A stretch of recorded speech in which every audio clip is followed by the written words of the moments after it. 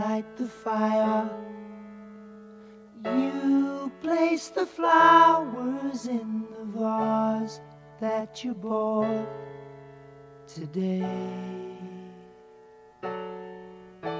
Staring at the fire for hours and hours while I listen to you play your love songs all night long. For me, only for me.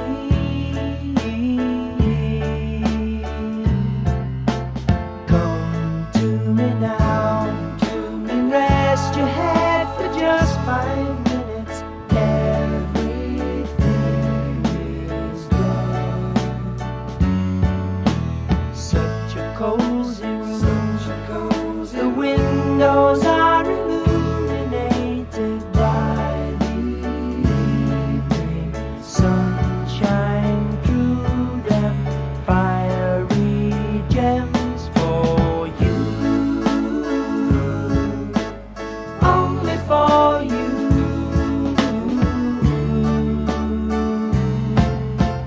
Our house is a very, very, very fine house with 2 cats in the yard. Life used to be so hard. Now everything is easy.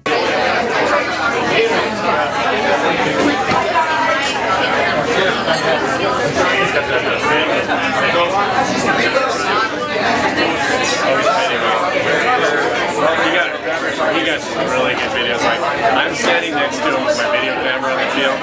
He's got that thing going. It's better. It's way better. Very good. Thank you so much, everyone who are fans of Cat Right, as we all should be. And I think what I've heard from everyone is it's hard to even imagine that it's reading it for today. So, first of all, cheers to that.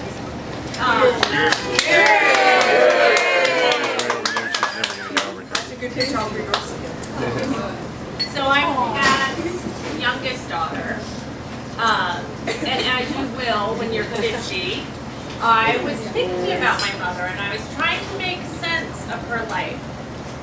And I finally thought I'd figured it out.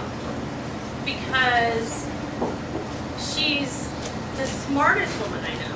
I mean, unbelievably smartest woman I know. She installed a complete internet system for a school district with like carbon fiber with no money. She says, and the dichotomy is, she says she didn't graduate from college. Huh. She's the most traveled woman that I know. She speaks several languages from time to time. Or at least she pretends to. But you can mention really any place in the world and she said, oh, when I was there, or when I skied there, or when I went on a business trip there. And I'm like, huh, because she's my mom and our mom, and she grew up in New York and Pennsylvania, and she was a school teacher or assistant school teacher for her career. So I'm like, world traveler, school teacher, okay, that doesn't make sense. Maybe I lied. Well, exactly. So I came to the realization, I'm like, oh my God, Mom, you're a spy. And she looks at me and she goes, no, I always thought you were the spy. So cheers to the woman of history.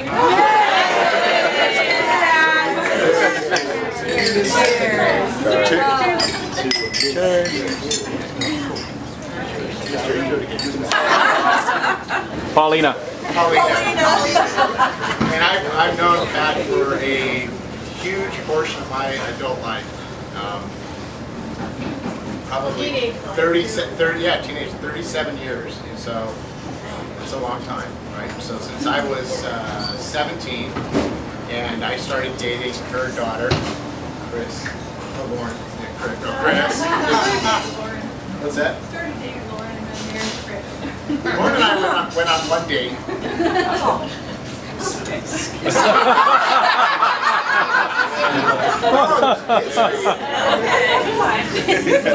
All coming out.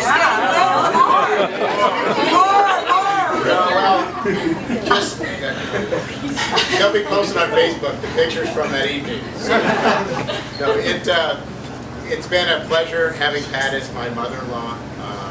I have a great relationship with her. You know, I love her, and I was very much afraid of her for a long time.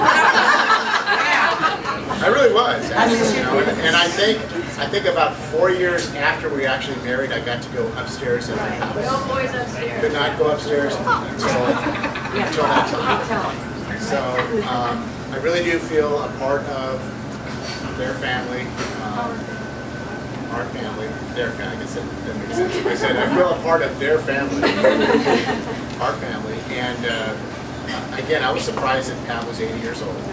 Shocked. Yeah. Shocked. She wouldn't tell me her birthday. Yeah. I'm like, well, I had to get a security clearance and I had to have them call my mom because she wouldn't tell me the birthday. So I thought Pat was 85.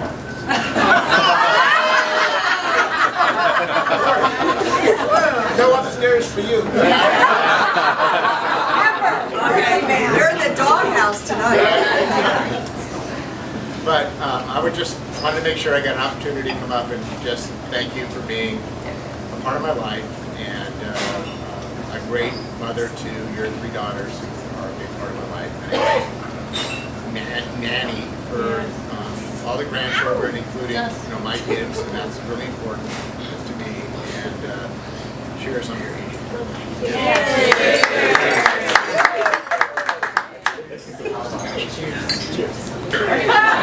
Happy birthday, Pat. I met Pat on our planning committee with over here, Marvin and George. And you're right, she's feisty because I always make sure I'm always a couple chairs down.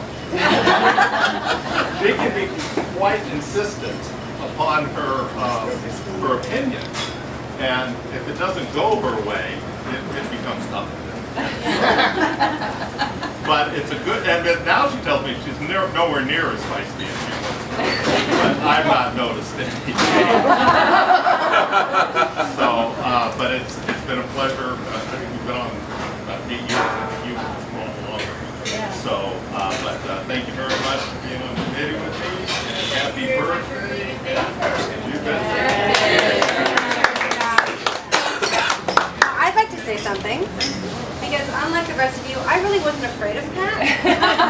Favorite child. We're reminded of that regularly. And the oldest. Hey! Established that already. How old is she? It says something when someone reaches the point where they have 2 cakes to celebrate their birthdays. Happy birthday. But you, as I think Scotty mentioned earlier, you are... No. You are so well versed on so many topics that I'm a doctor and she teaches me stuff. Seriously, I mean, she'll call me up with, "Have you seen this article?" And no, I'm going to look it up. But she stay current with so many things, and to make it a point to be well educated and set such an example for your children and grandchildren, it says a lot. And to also be there for your grandchildren, so many of you guys can attest to. She shows up to all the kids. There's many things that she can be there for soccer, this, that, and everything else, plays, concerts, whatever. And it's so important to have that kind of support. You have your grandparents be such a big part of your lives, and I think it really has been something that our kids will look back on and say it was such an important part of our lives and our growing up. So I think it really is good. You can always count on you being there. And I know it means a lot to the kids, even though when the kids say, "I don't want anybody at the game because they make me nervous" or whatever. I think deep down inside it really is important. Thank you for everything you do for us. Thank you for all the influences you've made on your kids and grandchildren and extended in-law or sons-in-laws and friends. Obviously, there are many people that are important to you and you to them. So continue doing what you do. You do it well. Thank you very much.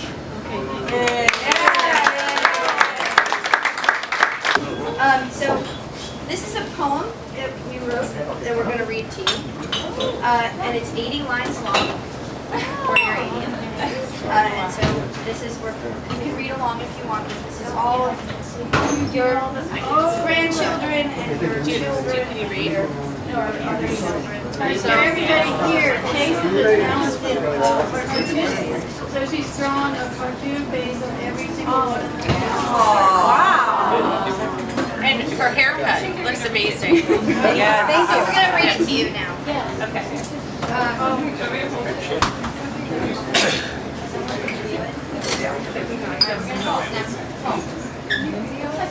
Yes.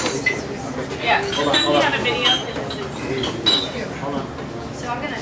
Wait. Go. Speak loudly.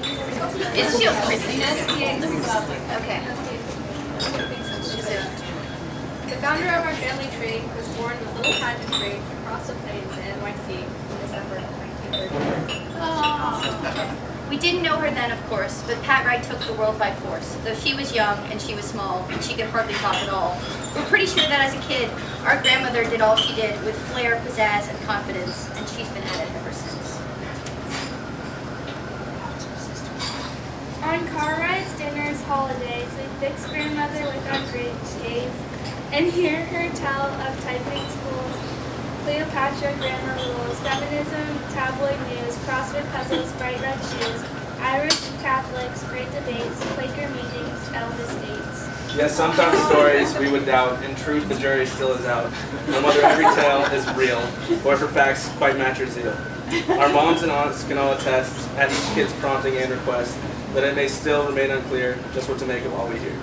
But even if we roll our eyes, chuckle and suppress our sighs, when we hear the old go-to, as I say, not as I do. When we're asked if we are able to keep our elbows down at the table, if hyperbole at fault, when she defines a pinch of salt. We all know there's something more that Grandma sticks around here for. In Big Bear, 1996, we hit the trail with walking sticks. We pinned for gold with high tin tools, though most of what we found was fools. The creeks we panned were cold and bright, the day we had the night.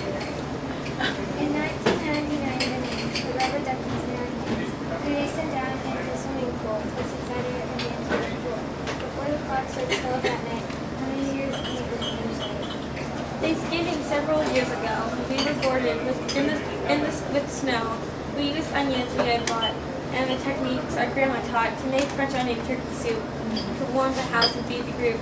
Though it was cold and we felt all right, hauled up indoors with Nanny Wright.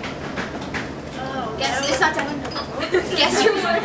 room frogs, old stories, sauces, knitted scarves and cocoa mosses, unwrapped presents, mashed potatoes, garden-grown cherry tomatoes, raucous sneezes, messy cars, xylophones and old guitars, theater shows and soccer games, tales of how we got our names. In Palm Springs on an Easter brunch, she called the whole right Haggard bunch to come and listen to his speech, and presently began to preach about a necklace she had worn when Megan Lawson first was born, and what she'd worn with each day passed because each grandkid since had grasped the tiny necklace in their hands, and now the group before her stands.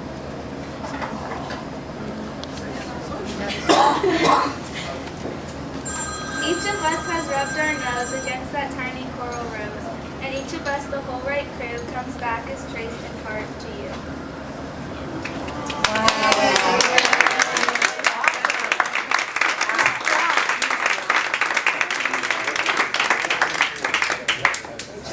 Happy birthday to you. Happy birthday to you. Happy birthday, dear Pat. Happy birthday to you.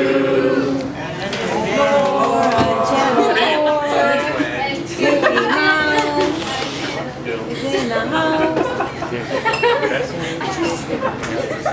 There we go.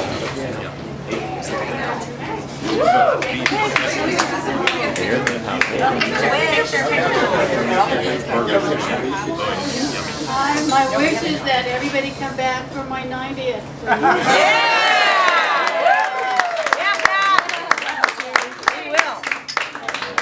Hold on, let me get a picture.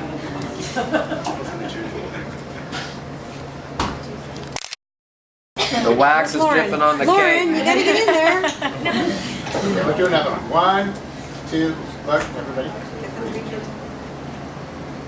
That's pretty. That's pretty right there.